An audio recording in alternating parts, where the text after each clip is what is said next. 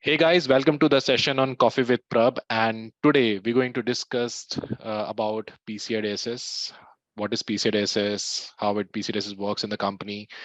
We're going to discuss completely from basics. And we have our industry expert with us, Mr. Akshay Ahuja, CISSP, PCI QSA, SSA. And he has a 8+ year of experience in GRC. Moreover, he was involved in a lot of independent projects and to-end delivery of PCIDSS assessment, preparing company for the certification, preparing certification from ISO point of view. So I'm definitely, this session will be a very useful session for all the aspirants who want to know how the PCIDSS works. Okay, not only from the interview point of view, but also from the case study perspective. We're going to discuss a lot of problem statements which give you the visibility about this PCIDSS requirement. And I'm sure that Mr. Akshay is going to share his wisdom of knowledge, thoughts, and everything in this particular session. And I'm sure this can be a great insight for the future aspirants. Hi, Mr. Akshay, how are you? Hey, hi, Prab. Thank you for having me here. First of all, I would like to take a small request on behalf of everyone that thanks for taking out the time from your schedule for this particular sessions. I know weekday is always active and weekend is the time we give to the family and all that, and taking out the time in a weekend for this kind of a thing and giving back to the society, it's really commendable, Akshay. Thanks. Thank you. Thank you so much. Sure. Thanks, bro. So I'll give a quick introduction about myself. Basically, I was working in an organization in the consulting domain for almost 7 years, where I was acting as QSA, QPA, SSA. I'll be giving out these terms in a bit on the thought of this presentation. So I was handling majorly payment security compliances as well as ISO and on ad hoc basis. Now I have been sitting on the other side of the table. So I have been on the other side, getting sure the company is complying to all those perspectives. So more or less, I have the understanding on both sides of the instances, how things are done and all that stuff. So today's session is moreover giving a small gist of overview about PCI DSS, what is this all about, and why it is exactly necessary for the organization in this particular industry space. So to start with, first, I would like to give a quick understanding about a term called PCI SSC. So it's nothing but it's a consortium of major payment providers, which range from American Express, Discover, JCB, MasterCard, Visa, and a recent addition has happened of China UnionPay. So initially, the first 6 companies, I can say the payment providers, which were processing the payment across the globe, formed a consortium to create a global forum to have an independent standard body and create a uniformity across the globe. Initially, each payment brand were following their own nuances of payment security, which led to some kind of repercussion back in the industry. So they came across. So the main objective of this council is to create awareness, first of all, create the education program, and they give license to the auditors, you can say, for that matter. Council doesn't use the term auditor, they refer the term as assessors. So that's the difference. But as a layman, I can say it's nothing but is called as auditors. So they give the licenses, and then on the behalf of the council, the licensed organization becomes the certification body, and they go and do the assessment, which is nothing but similar to an audit. So they do an assessment and they award a certificate when the organization complies towards it. So this was a gist about the PCI SSC. So full form is Payment Card Industry Standard Security Council. Now there are certain important terminologies which are driven in the PCI space. So I'll just give a quick brief. This is just a normal example, you can say, when we talk about as a payment lifecycle. Yes, definitely real world scenario is a little more complex, but just to give a small layman understanding, we have a card holder. Yeah, if I believe if you can see my arrow. Yeah. So I'll start from here. We have a card holder. Card holder is nothing but you can say the end consumer. Like we are using our credit card, debit cards. Correct, absolutely. So we are termed as a card holder. Now card holder is backed by a payment brand and a bank. So let's take an example. Visa. We are using a Citibank Visa card. So in that scenario, Citibank becomes an issuer. Issuer is something which stands for the bank which issues the card. So like this is an example I'm giving. Issuer issues a card backed by a payment brand. What is the role of that? I'll just give an example. So we use a Visa Citibank card. Now where we use this card? We use this card for some purchase of goods and services.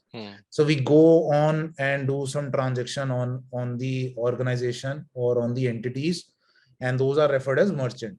So if I give a clear understanding what a merchant is, it's an organization or an entity which interacts with end consumer. Just an example, layman I can say, which can be e-commerce these days like Amazon, Flipkart and all, and which can be offline also, like that is something which is called as retailers, like Big Bazaar or Reliance Smart and so on and so forth.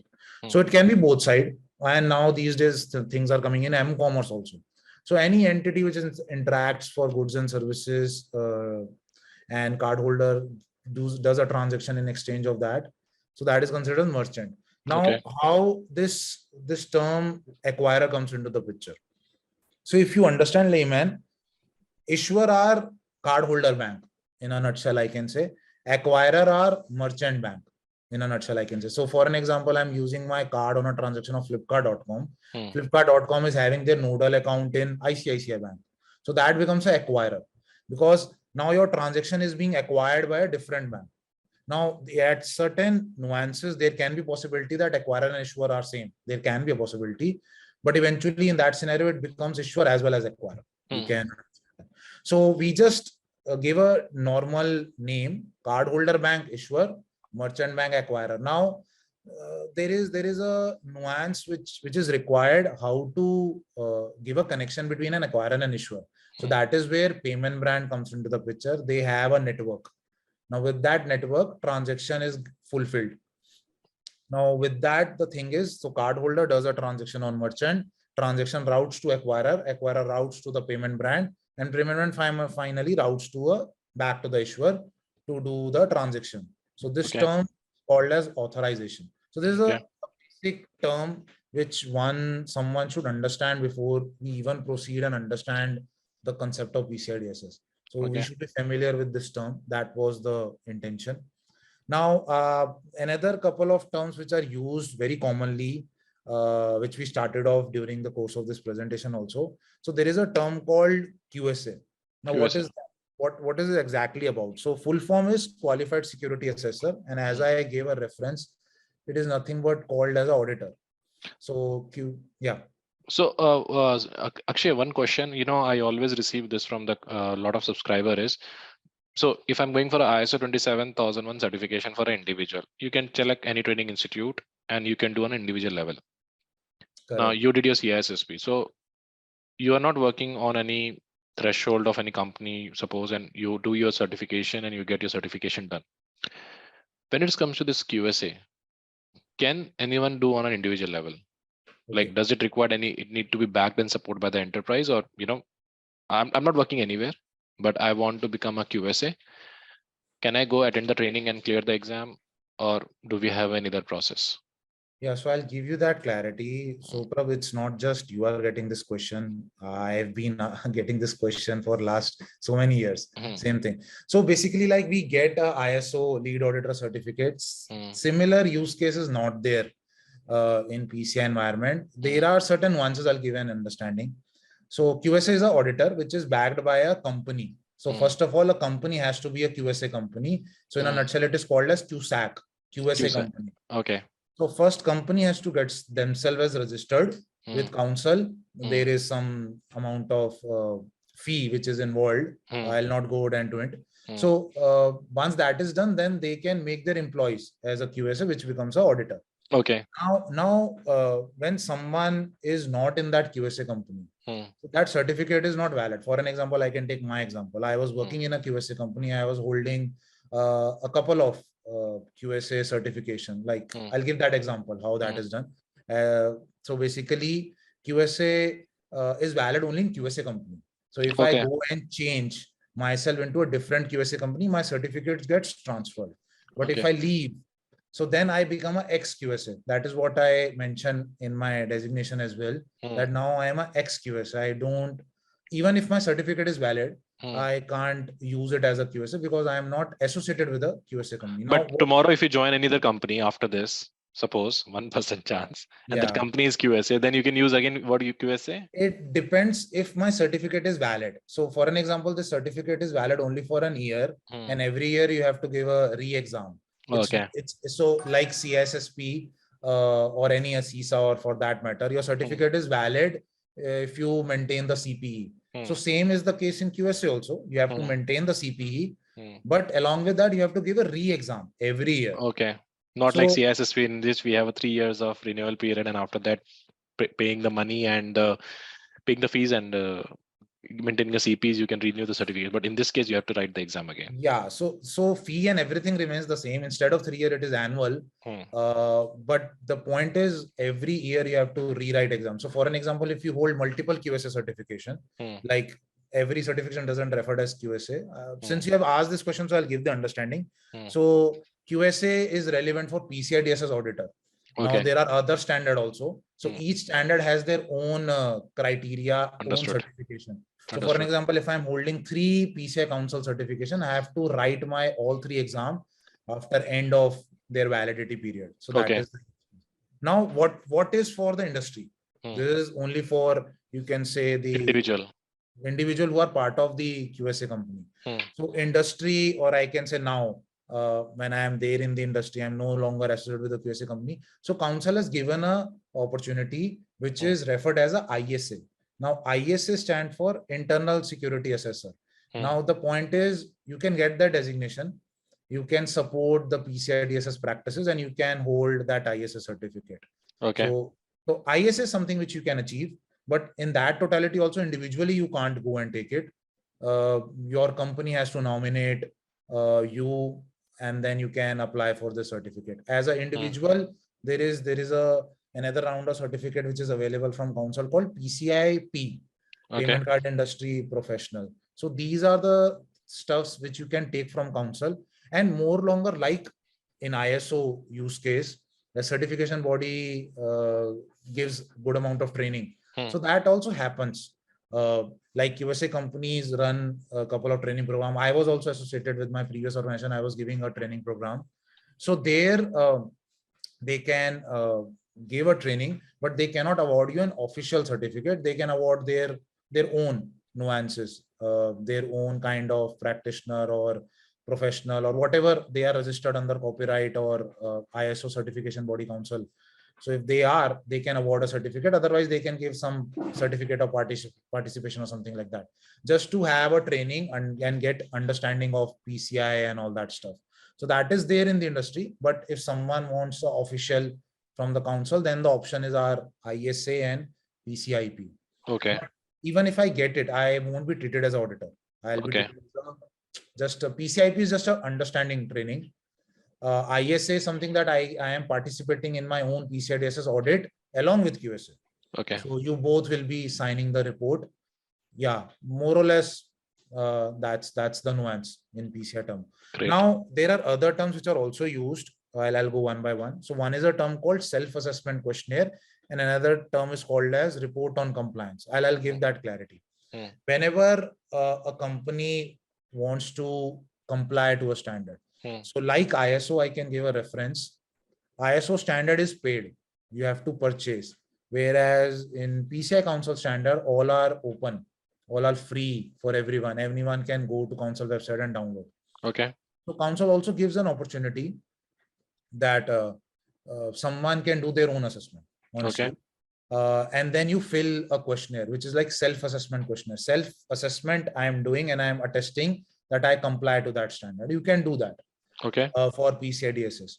And there is a catch here, which I'll be giving an understanding probably in due course of this presentation. But in a nutshell, right now, I can say that I can download a standard. I can download this self-assessment form, fill it, and I can give it to whoever party is requesting for it.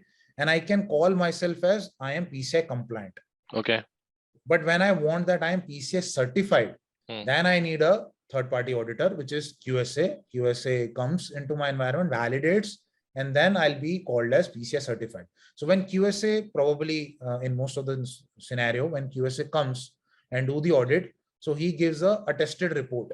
Now Okay. that is report on compliance and attestation of compliance. Okay. Report on compliance is a detailed report. Mhm. Attestation of compliance, you can refer it as an assertion or a summary. Now, can we say like this is like a, we are certifying you, like you are the company and all that, that called AOC, something like that? Yeah, that is what this is called as. Attestation of compliance is AOC. Okay. Report on compliance is ROC. And ROC is a detailed report. AOC is a assertion or attested summary report. Okay. Now there are certain levels which I'll explain after some time. There are certain levels on which this is done. So for an example, even in SAQ also QSA come and does a QSA attestation. That is also possible. I'll explain that probably at a later stage. But this was just a pure important terminologies. There are two more terminologies which is very important and which is, I can say, there is a myth in the industry. They feel that both are same. So there is a concept called truncation and masking. These terms are also used in data privacy concept also highly. So truncation is a method where I'm rendering that my full PAN. Okay, so one more thing. PAN is something also gets misunderstood in India. There is a government ID which also referred as a PAN. And PAN card, yeah. PAN card and the 16-digit card number is also referred as a PAN. So full form is different. One is called as permanent account number and one is called as primary account number. So when we refer PAN in PCI terminologies, it is referred as 16-digit card number. Okay. So when I render that 16-digit card number, I only showcase very limited amount of digits of that card. Okay, so that is something which is used highly as part of data privacy, as part of security best practices. Multiple, I can go on and on. So there are two terms which is used, truncation and masking. So masking means that I am just as a viewpoint, I'm hiding certain amount of information, but in the backend, I have full information. Now that is called as masking. Truncation means I have truncated the data. I have deleted that information. I have obfuscated some information and I only have that information which I am showing. So that is truncation. Okay. So both look same as a consumer, as a user. If I am going to any website and there is always a feature of saved card. So they always showcase, I hope you must have also seen, they showcase your last 4 digits of the card number so that you can identify that to do which transaction with which card. So that refers as a masking. Not generally it is masking, because if that particular organization is storing your full card number in the backend and they are just showing you first digit as a security best practice, so then it is masking. If I am only storing that information, then you can refer it as a truncation. So in that totality, I am not storing a full card number.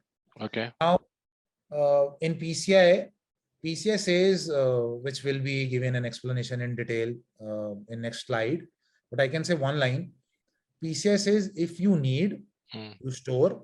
If you doesn't need, then don't store the card information. That is the very basic thought process from PCI. And now if you see the new RBI guidelines, which say you don't need to store the card, you can randomize the tokenization. Something is there, right? I think RBI clause is introduced now. Yeah. So basically that has come up in order to, I can say, reduce the risk pattern. So in that scenario, what RBI has given up, that organizations, or you can say merchants, processors, they are giving that information that you can't store a full card number. You only have to store either a truncated card number or a tokenized card number. So that is a very detailed concept, which probably I would suggest we'll have another session on that side, on tokenization, RBI and all that stuff. Yeah, so coming back to here, so for PCI DSS, plain and simple, you need, you store. If you store, there are bunch of things which you have to there. If you doesn't need, then don't store. That's the thing. Understood. So now this is something which I would like to give a one slide presentation to the understanding of all of the people who are out there. So PCI has 15 standard. So mostly people feel like PCI DSS is a very common term which everybody is now well aware of. But actually there are, apart from PCI DSS, there are other standard also there in the environment. PCI DSS is, you can say, the common baseline. Now I'll give an understanding. So for an example, if you can see my arrow. So if you are an issuer, so as a issuer, there is also a standard called PCI pin security. Yeah. So any entity which is dealing with PIN. Now, PIN is something which we normally enter in a POS device, a 4-digit or a 6-digit PIN. So there is a standard called PIN security, which organization has to adhere. So issuers and you can say issuers are the one which have to deal with that PIN security so that they are securely handling that PIN. And there is, so as I told you, for each standard, there is a different program. So for PIN security, there is a program called QPA, Qualified PIN Assessor. I was also one of that. So this is one. Then there is something which is called as card production, how I am producing the card. So there is a standard called card production physical, card production logical, and you were very interested on token. So token service provider. So there is also a standard that I have to get myself listed as a token service provider. If for instance, we are dealing. So by default, I would say not all of the issuers are dealing. RBI has given a mandate. Now in that totality also, there can be possibility. Most of the, I can give an understanding, couple of banks doesn't manage these kind of practices. They outsource. Okay. So in that scenario, they can get a vendor. Like example, Paytm and all that, you can say. Like So when you Paytm won't be a token service provider. Like okay. For an example, you can say a technical service provider, any fintech company these days, which can want to participate as a TSP on behalf of bank. So they can become a TSP. They can give us services to that particular bank and solve it. It's like a IT outsourcing. There is also RBI circular on that IT outsourcing. So that about it. Most of the bank do the IT outsourcing and they manage those concepts, but eventually, again, if I give a reference of a data privacy concept like data controller and data processor, so that comes under the picture. I outsource my, for an example, technical stuff to any entity. So that becomes a data processor, which is managing on behalf of a data controller. So that concept also comes here. But here we don't give a name as controller processor. We just give a name as organization, entity, and service provider. So these are the terms. If I'm outsourcing anything to a service provider, which can be anything. So they are a term referred as service provider, simple. Okay. So yeah, that's all about it. Now there are other bunch of standard which is adhered by the industry. I won't go in all of that detail. I'll just give a quick brief, like any entity which is following point-to-point encryption. So there is a standard called P2PE. There is a standard called hardware security module. Like there is a concept in PCI DSS that you have to utilize HSM. A hardware cryptographic module to perform card operations. Then there is a standard called PCIDSS, which has been sunset now. So now we have a standard called PCI SSC, PIN transaction security, multiple, on and on. So people, what they have a mindset about PCI DSS is only limited to QSA. It's wrong. We have a other scope of opportunity. Is all about which one is basically demand, right? That's correct, the reason. Correct. So most of this standard are there in the industry, honestly, and the people who are working in the fintech industry relates very well. So outside of, I would say, BFSI industry, people feel PCI means PCI DSS. That is something I have like witnessed a lot. So that is there. That is the reason we are doing this session. Just to give them more awareness about, what is, it's not about what you know about PCI DSS. We have more than that. Yeah. So there is one more standard which is very much important. I'll just give a one-line description. So this is called as 3D secure. So in India, it is mandate. In multiple countries, it is not. So which means that every e-commerce transaction has to follow a 3-domain security, or as a layman, I can say we always used to get some OTP or something. So double authentication. Some people also call it as multi-factor authentication. So that is there. Now there is also a standard. So there is a specific organization works in this space, which is called as ACS provider, access control server. Okay. Which is associated with issuer. So all this coming to the issuer, because at the end issuer takes the liability of that transaction. So the entity, the organization which is working in that space, or for an example, if bank, ICICI Bank for that matter, if they themselves is working in that space, so they have to get themselves audited on PCI 3DS also. Okay. There is another standard. And there is a assessor, there is a certification called 3DS assessor. So any, just for an example, if I become a QSA, doesn't mean I can do all the audit for all standards. So I have to be listed on council with other certification. And if I have those certifications, I can do it. So couple of, you can say QSAs holding multiple certifications. So in that scenario, they can do multiple audit. And Understood. couple of scenario, there are like specific. Auditor is only 3DS auditor. Auditor is only PIN auditor or card production and so on and so forth. Now, yeah, that's all about it. Now, in multiple use cases, the council has given a brief that everything is not audit. Something they refer it as a lab testing. So in certain scenario, they refer it as a lab, and in certain scenario, they refer it as a QSAC, Okay. USA company. So that is also there. So lab means very, very technical. I can say, like, if you see the term called PTS, so which is relevant to a device, which is relevant to a manufacturer. So that is being tested by a lab. So there is a PCI approved laboratory which does that. And there are very few. I can say like almost like 5 or 6 laboratories are there across the globe. Okay. And there are lots of QSs, auditor are there. So that's a gist. That's a basically great point. So I was also making a note of that because I got some new terms and from this particular thing, and I'm going to use in my particular, certification preparation trainings and consulting. Thanks. Thank you so much. So when it comes to this is the overall standards, what we're talking about in different areas. So what is next? Like, So the next thing is like organization which are there into that space, whichever standard is applicable to them, they have to get themselves audited and get certified. So that is something they have to. But as a generic point of view, I can say, which is there to the whole payment ecosystem, where non-payment or non-fintech industry also comes into the picture, is plain and simple vanilla standard called PCIDSS. Okay. There is also another myth in the industry that I am not storing cards, so I don't need PCIDSS, which is not true. So that is something which will deep dive into this session. What is PCI DSS and an overview about that. So PCI DSS is, as I gave a reference, is a standard. It is not a law, but it can be a regulatory requirement. Like I can say in India, RBI is giving suggestions across the industry that go them yourself audited on PCI DSS. There are certain countries which are even mandated. Like I'm getting a hold of, based on my experience, there was one country called Nigeria. So in Nigeria is part of an African country where it was a mandate. If you have to deal with cards, you have to be PCI certified. Otherwise, you won't get license to work. So that was something which was there. India is also following that footsteps.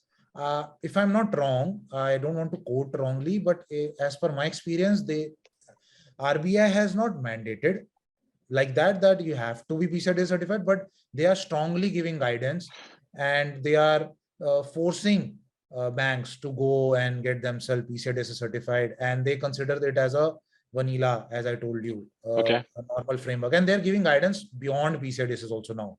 So they are giving that, but if I'm not wrong, I think it is not somewhere as a mandate. You have to get self-certified, but on and off you can see from the nature what RBI is trying, that they are trying to enforce. Understood. And eventually there will be a mandate. I feel like eventually it will come soon. So very thing, it is not a law. It is a standard. It is an industry best practice. But you get regulatory push, or you can say you get industry push. It's a top-down approach. So we can able to see soon this kind of a thing, right? Yeah, mostly it is already there. Like you can say a push, a force is already there by RBI. But mostly RBI is pushing towards the banking financial sector. Understood. Not beyond that, and they are trying to reduce the risk also of PCI DSS, because they are making a force on tokenization thing. Understood. If I don't have a card, I have a tokenization, so almost risk is reduced, and the industry can get those integrations done and everything. So that's probably an idea of the regulator. But in the BFSI sector, they are pushing a lot. I can see. I'm there in that industry. There are lots of circulars coming in. Not just, as I told you, not just PCI DSS. Beyond that, PIN security and all that thing are coming in. That's great. So that's the gist. Now, when I say applicability, any entity, this is a statement which is written in PCI DSS. Any entity which store, process, transmit, or is very important, or can impact the security of cardholder data, comes under the purview of PCI DSS. So mostly in industry feels like if I store card data, then only I need PCI DSS, which is not wrong, which is absolutely, I can say, wrong. if I can impact the security of the cardholder data, I also require PCI DSS. Like I can say, initially when I started my career, like very initial stage, 6-7 years back, multiple people who were there in data center kind of a services, they feel like that we are not doing anything with to card. Why we need PCI DSS? Cool. So those kind of things were there, and then we have to explain that there are impact and there are certain controls in PCI DSS which is nothing to do with card. True. There are certain controls which is like, you can say, physical security. Okay, it has nothing to do with card. But the point is, for an example, if a entity hosting your platform in your data center, so there is a physical security which your customer may require, and they are dependent on you. Okay, so in that totality, there is a nuance. But one thing I want to give a reference, Prab, there is no mandate. This is also that's true. That's true. Standard is not come with any kind of mandatory until unless it is coming from a particular country legal regulatory default. No, not even, for an example, if I'm a service provider, if PCI DSS controls are applicable to me, then also it is not mandate. It is very clearly written that, for an example, if I'm a service provider, I provide services to one particular organization, so I can take a participation within the audit of my customer. I can do that. I can participate myself. So it is not a mandate that I have to separately do a certification. Normally, people does that because it's very cumbersome. I can't participate. For an example, if I have 100 customer, it's not easy that I participate in 100 audit. Exactly. So then it is better that I do my audit, get a certificate, and award this to the customer. Understood. So that's the way it goes. Now, a small nuance I want to explain about card data, since we are discussing PCI DSS. So this is a kind of a typical card. Now, as you can see, there is a chip which is there in the front that is called as a EMV chip. Okay. Now, there is a very detailed standard towards it about that EMV concept. We'll not go into that detail, but I can just reference that there is a EMV chip. There is a black kind of a screen, or sometimes silver kind of a screen is available on the back of our card. That is called as max stripe. We have 16-digit card number, which is referred as PAN. And then we have our name validation, which is called as expiration date. And then we have a CVV. So normally this is again a journal term which we refer CVV, but each premium brand has their own name. If you can see my screen, CVV is a term which was given by Visa, CVC MasterCard, CID, very good point, Amex, and CAV mostly have the similar nuance. It is there in the back of the card, and it is treated as you can say a sensitive field, and it was specifically created for, you can say, non-repetition. Like I can if someone is entering a CVV, that means that cardholder is specifying that I am doing that transaction. And new age non-repetition has become OTP for e-commerce. Because the CVV number is there in the backside of the card. So if someone is spoofing the front card, they can spoof the second card, backside of the card. So I believe that is why, as a compensatory control, they introduce this multi-factor authentication, OTP, and all that. Correct. So that is something which is there. So normally when I'm doing a transaction on e-commerce, I have to write my 16-digit card number and CVV. Now when it goes to for an example, I'm going at a retailer, I'm doing a POS device transaction. So there are two options. Either sometimes they used to swipe. So that swipe is happening via this black kind of a label you can see. So it is called as max stripe. So they swipe and your machine fetches the information what they are requiring. So that is called as track. Okay. So there is a concept called track data. So that track data contains those information. You don't have to enter. Now, these days, due to enhanced security, now they used to insert your card. So that is chip-based transaction. Couple of devices are backward compatible, so they have both options. Sometimes you might have seen that sometimes chip is not working. So swipe the card. So they used to swipe that card. So option is there. But that max typing was removed because of security concerns, skimming and all that, which you were talking about. Someone can skim your card. Or for an example, someone can take photograph of your card. So your CVV and your card number is leaked. So anyone can do a transaction online. True. So so previously this CVV was considered as non-repetition. Now new age is that. The one very interesting concept here Normally CVV is a 3-digit number, but in case of MX, it is a 4-digit number. Okay. And normally card numbers are 16-digit number. Normally, now it is coming even like 18-digit is also coming in. I'm not sure whether you have seen it. I have personally seen because I was doing audit, but personally, I have not seen as a customer or as a consumer, I have not seen a 18-digit card number. But one interesting fact for MX has 15-digit card number and 4-digit CID. Okay. And others are having 16-digit card number and 3-digit CVV. So total becomes 19 if you can see for that matter. True. But yeah, so that's a slight difference between MX and other payment brands. Okay. So this is a guideline which is something is driven when I'm doing a PCI DSS audit. Just give me a second, Akshay. Team, yeah. If you're watching this video, make sure you need to have a very good understanding about this particular slide, because I have seen Akshay a lot of interviews also. They ask a question from a candidate about what kind of a data can be stored according to PCIDSS or not. Second thing, if you're preparing for the CISSP, CCSP certification, there will be a question on this particular document. So those who are watching this video and preparing for a CISSP, CCSP, or preparing for GRC interview, make sure you should have a very good understanding about this particular table. Correct, absolutely. I was about to say the same thing. So now there is a concept which is called as cardholder data, which is like widely used. So if you can see, cardholder data is something in a layman, I can say what is visible on the card. So that is cardholder data. Now, other thing which probably not visible on card, CVV is there as a visibility. Sometimes back in the days, I have seen when CVV was used to be protected by some slip. If you have seen in the like I would say like couple of ages back, CVV was not visible. It was protected by some label. So we used to prick that label and then CVV was visible. Okay. So that's why I'm just giving a reference that sometimes things are not visible. So that is considered as sensitive, like track information. It is not visible. It is there in the chip or in the max drive. CVV, it is also one of the things which is like sensitive. And then pin. Pin block is also a term which is used very technically. I won't go in that detail because very detailed understanding would be required there. You can just refer it as a pin. So these three components refer it as a sensitive authentication data. Okay. Or we very use this term as SAD, sensitive authentication data. Okay. Okay. So sensitive authentication data, as you can see, it authenticates the consumer.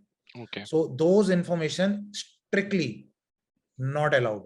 Not allowed means I can say the full payment lifecycle, what I have shown you in my previous slide, nobody is authorized to store. Even your issuer bank itself is not authorized to store this information. Okay. They are issuing a card, but they are themselves are not allowed. So council has not allowed. That's why a cryptographic device, HSM, is used into that picture. How that is used, that's together a very detailed story. Okay. But that's very important information. Okay. Now, combination of cardholder data and sensitive authentication data is referred as account data. So that's the totality we refer. Somebody is referring account data, that means he is giving you a discussion about both. When someone is requesting only SAD, then that means he is referring only these three terms. Someone is referring cardholder data, then he is referring these couple of terms. Okay. Now, when it comes to storage, so storage, as you can see, is permitted. You can store cardholder information. The only use cases for the first thing, which is your 16-digit card number, you are allowed to store if you need. That if is given very straightforward in the standard, because council rejects that if you don't need, unnecessary doesn't store. Okay. Reject that pattern, store everything. That's the idea. If we need, storage is allowed, but it has to be protected. Now there is a good amount of control which I have to adhere, how to store, how there is a concept called data at rest and data in transit, that everything comes into the picture, which I'll be giving that references in my next slide. So the important term is I can store with restricted protection. Okay. Or appropriate security safeguard. This is a term which now used. So that's, if it is there, we can store. Okay. So in totality, as a layman, I can say I can't store in clear text. I can't store a plain simple 16-digit card number in my DB, in my application, anywhere. So that's the important thing.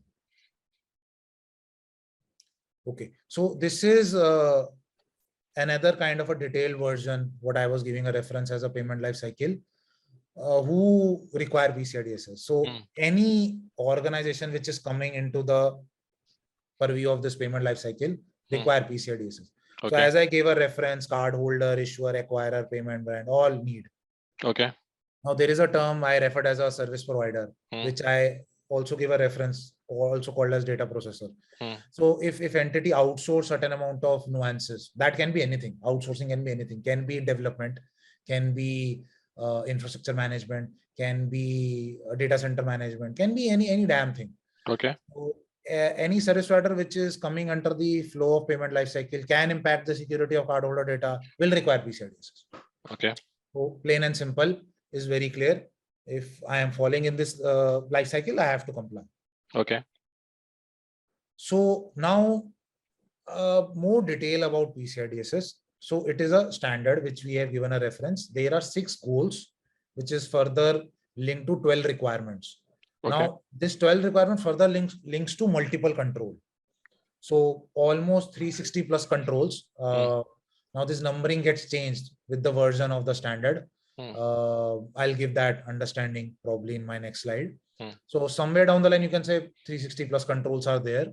Now these are the 6 goals. Now if I talk about card data, so as I told you a reference that if I'm storing a card data or if I'm dealing with card data, then this goal, protect your cardholder data, gets applicable. Okay. If I am not dealing with card data, but still I'm requiring PCI DSS because of other aspect or outsourcing aspect or anything. So in that scenario, other standard, other control, other goal will be still applicable. As I give you a reference, like physical security, which is talking about somewhere down the line in my access control. Yeah. So that becomes active. Okay, if I am a network provider, if I am a infrastructure security provider, so this goal becomes active. So that is the nuance. It is PCI DSS is not only card data. It is a combination of all 6 goals. But if I am involved with card data, storing, processing, transmitting, then this goals becomes active. In a nutshell, I can say. Okay.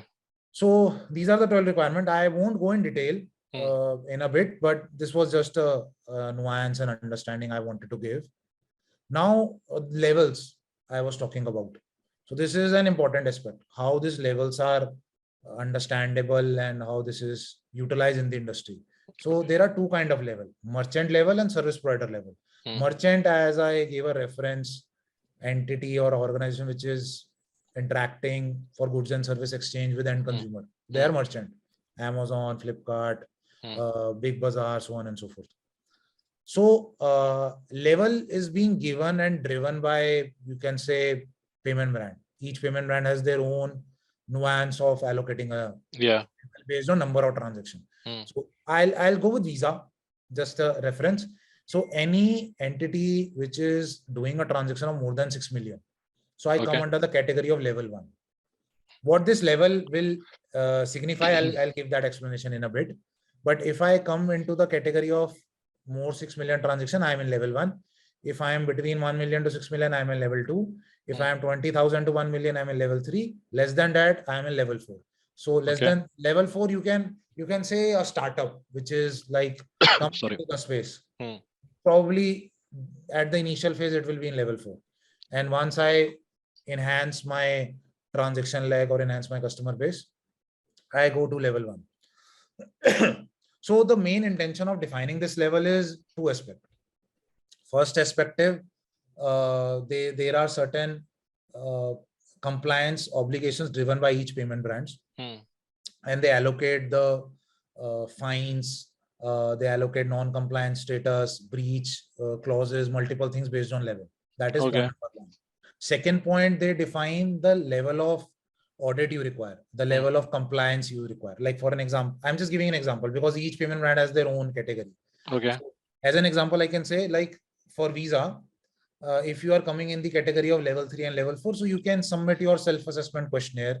You submit and just simply say that what is your compliance status, whether you comply or not. Okay. If you come under the category of level 1, then you need auditor. Auditor comes in and do the audit. So that is how compliance driven you want. So that is the purpose of level. Analyzing, you can say, risk, honestly. Okay. Based on level, payment brand analyze the risk and their risk team take action accordingly. That is the main purpose, I can say. So this is for merchant. Okay. For service provider, there is a little strict category. So this is the category, sorry, this was the category of reporting. As I give you a reference that level 3 and level 4, each payment brand has their own version. Level 2, you can submit self-assessment. Level 1 on-site. This is for merchant. Now, service provider, as I gave a reference, has a little strict category in comparison to merchant. So as you can see, if I am doing a transaction of more than 3 lakh, I come under category of level 1 straight away. Yeah. And Visa, MasterCard, Discover only creates 2 level 1 and level 2. Amex and GCB have 3 levels. So this is all because each payment brand runs their own compliance program. Still, they still run that program. They have not closed it. And they have their own nuances, agreement and everything. It's just that instead of following different standard for validation, they have combined together and follow the same. Yeah, okay. Wow. So that's the category. So this is very important for the industry who is going for the certification or who is planning for only compliance. So they decide based on level. Okay. It's a very good last point. It's a very good point, team, because it's very important to understand about the service provider category and all that. According to that, only we need to proceed for the assessment and all that. And thanks, Akshay, to bring that point in this session. Yeah. So second, last point of this level thing, if I'm service provider, then again, similar like I explained for merchant. Level 1, if I am by default, there is no if and but. You need a QSA, come, do the audit for you and submit the report. So here you can see ROC. And in self-assessment, they are referring as SAQ. So that's why I explained in the beginning what is SAQ and what is ROC. So SAQ is a report. ROC is also a report. SAQ is a self-assessment report. ROC is a auditor report. I can say as a layman for that matter. So now when I am doing a PCI DSS, what are the things I have to do? So there is a concept called business as usual. So as part of my business as usual, I have to follow, there are certain controls which require me to do a daily activities, weekly activities, monthly activities, quarterly, half yearly, yearly, so on and so forth. Security policy, operational procedure, and all that stuff. So these are the BAU things which I have to perform. So for an example, if I'm going for my certification, I comply for the audit. I created the evidences. I've created the processes. After the certification, that becomes BAU for me. I have to follow that. It just can't be like one time. So I have to get myself certified. So as a QSA certification is annual, PCI DSS or any certificate which is awarded to any organization is also annual. Okay. So annual means validity, but certification is valid, honestly, is you can say point in time. So if I change my environment, my certification is no more valid. But our council has given a validity. I can't go and do audit like 365 days. I can't do it. Sometimes I have to give a space to the organization. So that's why council has given that you have to do a recertification annually. Your certification has a validity period, but as and when you make the changes, it's your responsibility that you make sure you are compliant and you do your internal validation and make sure you comply towards it. But as an assurance, so the certification is an assurance program. So as an assurance, you need to do annually recertification criteria. Okay. Now, there are certain updates which I want to give you because this is the latest version which has been released from the council and it's already creating a lot of buzz in the market. So this is called the V 4.0. Okay. 4.0 is the latest version of PCI DSS. And previous version was? Previous version was 3.2.1. 3.2.1. Okay. Yeah. So now this is a timeline. As you can see that the 4.0 version was released on 31st March 2022. Okay. So council gives some timeline. Once they release the standard, it doesn't mean you have to comply with that standard right away. Because when they change the standard, they add multiple things, which I'll be explaining in next slide. So they add multiple things. They sometimes add new controls, new security best practices, and so on and so forth. So they give a timeline, a period for organization to comply. And till that time, the older version of the standard remains active. So as you can see, as of today, my older version 3.2.1 is still active. It is still, organization can go and certify themselves on 3.2.1. But if willingly they want to go on 4.0, yes, they can go. There is no if and but there. So there is a timeline, as you can see, from 31st March 22 till 31st March 2024, council has given 2 years for the industry to do this transition. Okay. So 31st March 2024, my earlier version, which is current version, will be sunset. Okay. So post 31st March, I can't go and take, or any QSA can't award a certificate on 3.2.1 post 31st March 2024. Okay. Mandatorily, I have to comply with 4.0. That is a mandate. Okay. So even in new standard, they still give some best practices, another for 1 year. So you can see, like from 22 till 25, they're giving almost 3 years for a couple of control.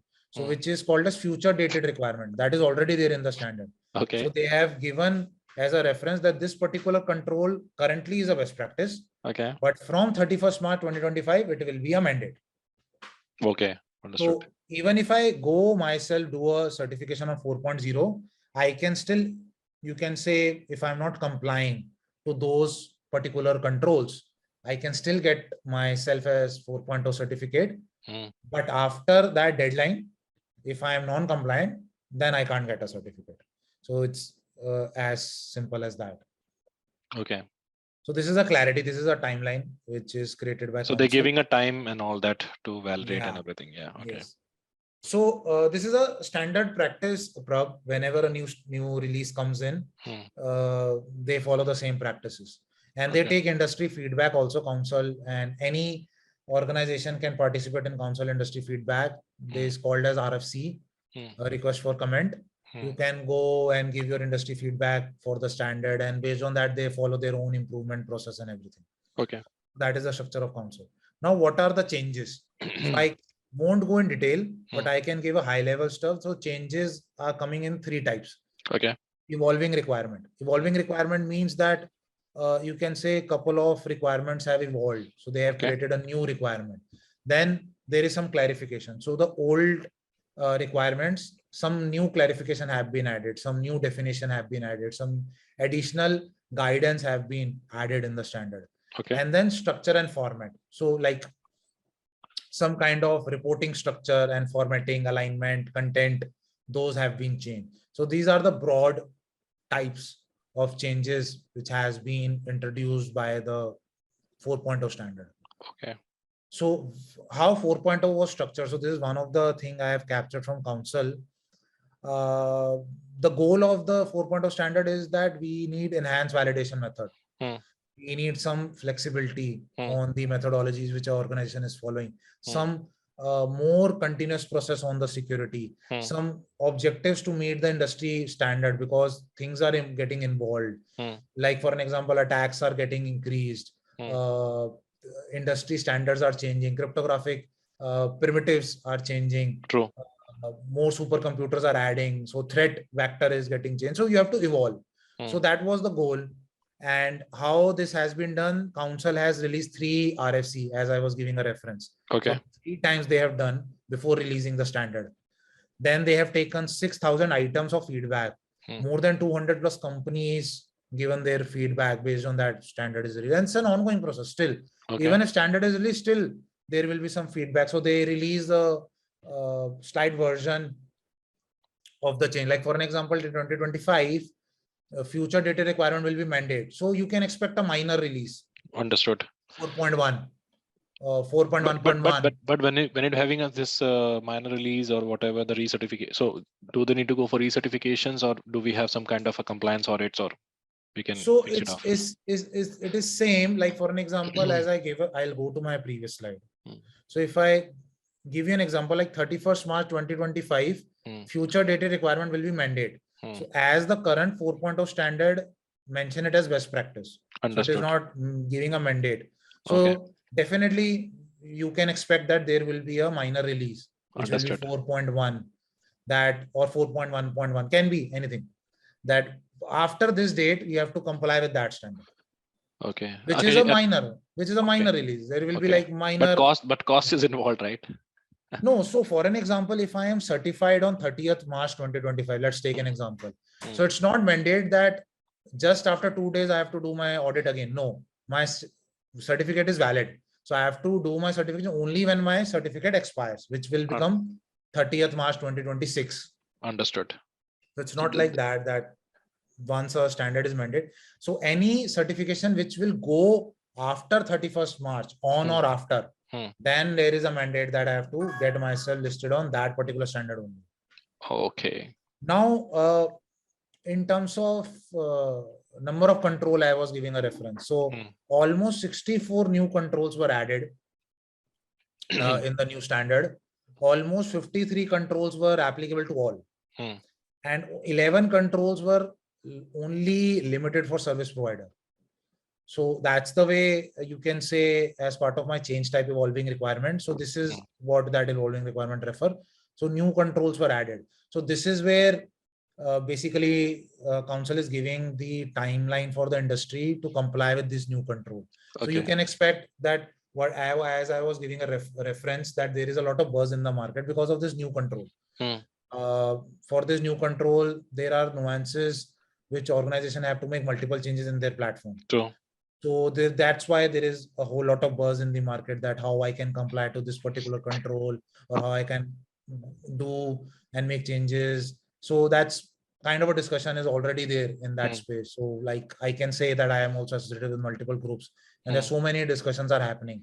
So many interactions are happening, even with QSA, industry and QSA and industry and council also. Like council, I can say these days, India has been one of the important market when it comes to digital payment, as we can see in recent visit of our Prime Minister across the globe. And there's something I personally relate to. When initially we used to travel across the globe, organization or countries were very interested what is happening in Europe, what is happening in US. These days, companies and countries are What very is much happening in interested. India? What is happening in India? What is this UPI? What is this UPI is doing? How this remittance is happening? How this peer-to-peer payment is happening? So that's kind of a thing. And council is also like giving a huge amount of, you can say, intention and taking the representation from Indian market. So recently, I can say they have also given a regional director. So Nitin Bhatnagar, I think you are. Yeah, I know. He's a regional director of council. So before with Nitin Bhatnagar, there was no this concept of regional director India. Okay. There was no such concept. So everything was driven by United States. So now that creation of that regional director is one step commitment showcase from the council that they are like very much interested in this market space and they are very prominent and they are giving that emphasis. But I have seen this is something is also applicable in other industry also. Correct me if I'm wrong. Yeah, that similar concept is there. Like there is also an industry called high trust, similar high like trust, yeah. PCI council. Yeah. So because they things are follow... changing in India also in terms of business opportunities and all that. So from that point of view, I understood that things are getting changed and more are things, Yeah, more comes. so that is there. India is definitely a big market. Now India is the largest population. So definitely everybody is giving that interest towards India. Okay, so coming back again to our slide. So what is consistent? This is also one of the important thing. Whenever we discuss the changes, we always discuss what has changed. But there is also one of the things is important that what is consistent, what is remaining the same as is. So one of the main stuff is we still have our old school 12 principle requirement. We still have those 6 goals. Nothing has changed there. That remains the same. The scoping criteria, how to scope the platform, which will be involved as part of PCI DSS, that still remains the same. Nothing has changed. And there is a concept called compensatory control. I'll give a small description here. I think people are more familiar with ISO compliances like ISMS. So it's similar. PCI DSS also follow a similar process, but there is a slight difference. Now they called as a concept called non-conformity. And in PCI, we called a concept called non-compliant. Achha, okay. Okay, so similar, they both refer NC, but The main point is that even if I have some non-conformity, I can submit my remediation action or root cause analysis, and some term is there in ISO. I'm not getting the right word. So I can submit that and I can still get my certificate. Okay. Whereas in PCI, there is no such term called certification. non-conformity. Understood. So I still have to comply myself. So PCI says either you are compliant or you are non-compliant. As simple as that. It doesn't matter whether one control is non-compliant or all of the controls are non-compliant. So if one control is non-compliant, QSA is going to give you a non-compliant certificate. Wow. Yeah. So they won't give you a certificate, they'll give you a report. Okay. So the report will be non-compliant AOC. So that will be a use case. So that's why this PCI DSS is also treated as one of the strictest, I won't say that it is the strictest, but one of the strictest standard to comply to, and that's the beauty of the standard, that you give that leverage. Understood. So now one particular discussion I would like to give in this particular slide. We talked about standard, we talked about nuances, we talked about compliance structure. But when it comes to audit, like how audit is done, how a practice of audit is done. That is the most important slide, because when it comes to the audit part and all that, I have seen a lot of people struggle on that area. So we have to see, how in reality things works, then what we mentioned in the book. Yeah, exactly. So when it comes to the audit, so how it is practiced, it's very similar with you refer as any audit. Like for an example, SOC 2 audit, or for an instance, ISMS audit, certification audit, so on and so forth. Very, very similar. But the point is, first, it is being driven by a fact that organization governance is checked. How I am doing governance across my company. Then what kind of technical safeguards I have implemented. So when an auditor comes in, he checks your governance section, like basic, very vanilla, simple, your policy procedure. So that is something checked. It has to be intended, how I'm complying, and what is written in your document has to be same in your implementation. Similar is done in any other audit, in ISO audit also similar. Then they go around and look around in terms of the technical aspect. So for an example, the slight difference between ISO and PCI, ISO is organization driven. PCI is environment driven. Okay. That's a difference. So for an example, if I am a company, I have like multiple of my platform, multiple of my product. So if only one of the product or one of the platform or one of the environment needs PCI DSS, I'll go only for that. Certificate is awarded to a organization, definitely, but it is valid for the scope. Whereas ISO, it is valid for, again, it is also valid for a scope, but that scope is large. It is at organization level. So that's the difference. So when it goes to technical side, so PCI DSS auditor goes more into technical. They goes more into deep diving into the platform, how that environment is. Whereas in ISO, it won't be that. They will have a high level overview, whereas PCI goes in deep, because auditor has to give a response for each and every control in the ROC. He has to give a response, how you comply. So for each control, he has to validate in detail. Let's take an example, network.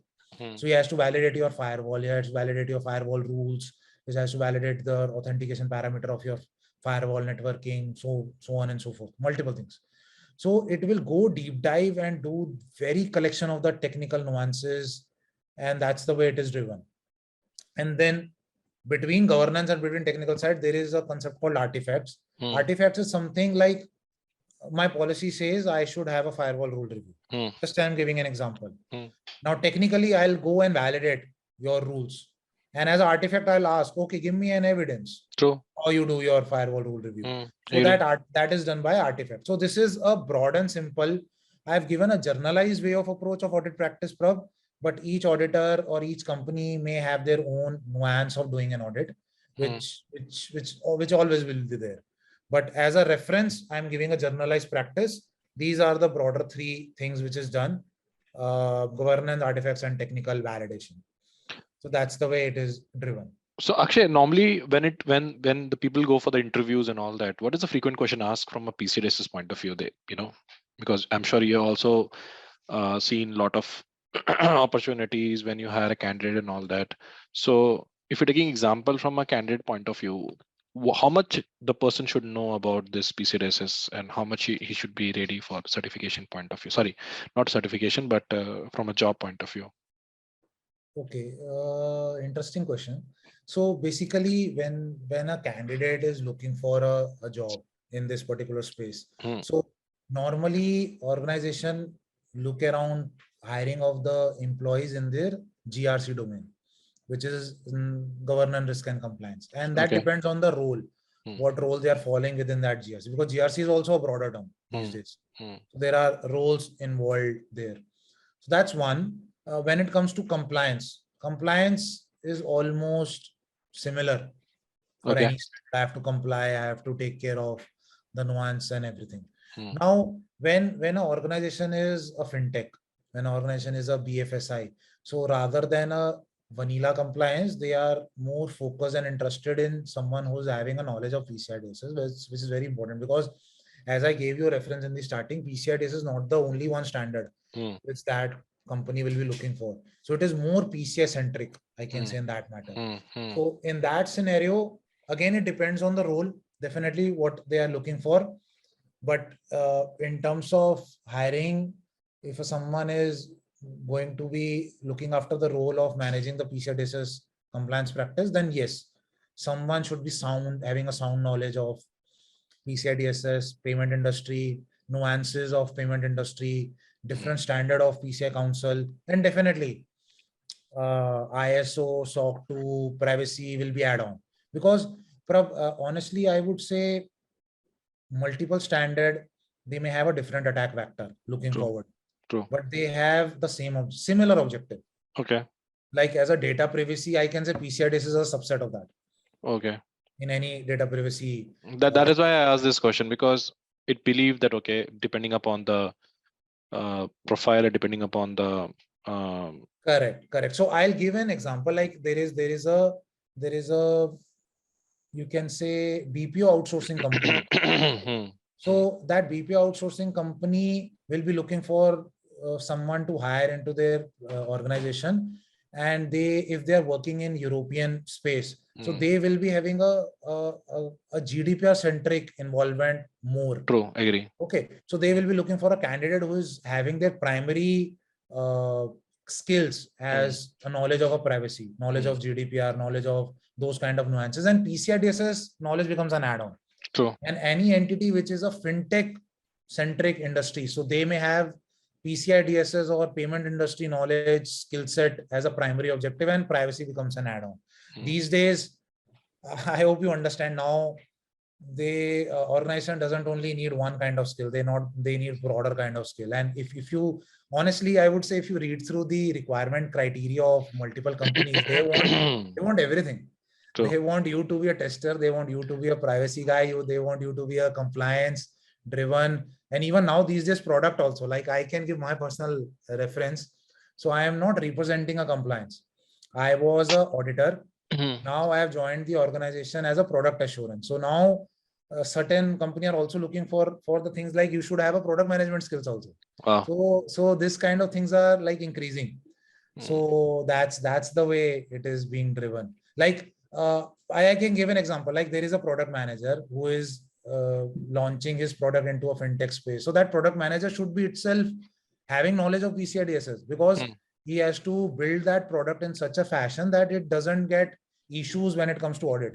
So these kind of things. So this knowledge of compliance is not just limited to a GRC space now.